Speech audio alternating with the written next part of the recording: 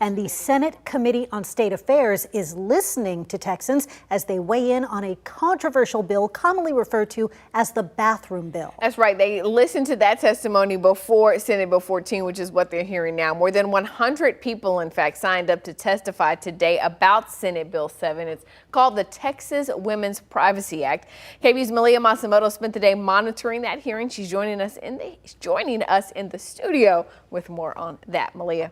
Well, Ashley and Quita, Texas lawmakers have tried to pass similar legislation several times, not only in this past regular session, but also back in 2017.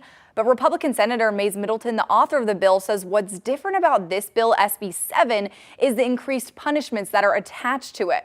Well, under Senate Bill 7, any bathroom or locker room in a public school or government building can only be used by people of the same biological sex, which is stated on their birth certificate.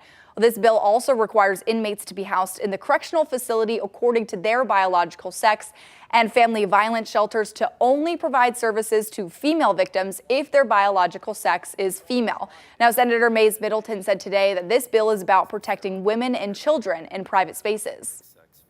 This is common sense. It protects women and children in private spaces like bathrooms, locker rooms, showers, family violence shelters that are dedicated to women. And this bill helps restore those sex-based boundaries that we have had for generations and are based on basic biological and biblical truths. But several transgender Texans who testified today say this bill is targeting them.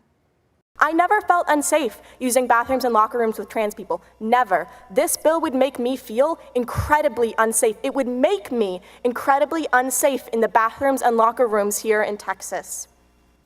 Well, under SB 7, the punishment for the first violation is $5,000, then $25,000 for any additional violations, which is much different than the $1,000 and $10,000 violations that were proposed back in 2017. Also, this past session, the identical Senate bill made it through the Senate, but both that bill and the House equivalent didn't even get a hearing over in the House. Well, just about an hour ago, the Senate wrapped up their public testimony on SB 7 and recommended the full Senate to approve it. In the studio, Malia Masamoto, KVUE News.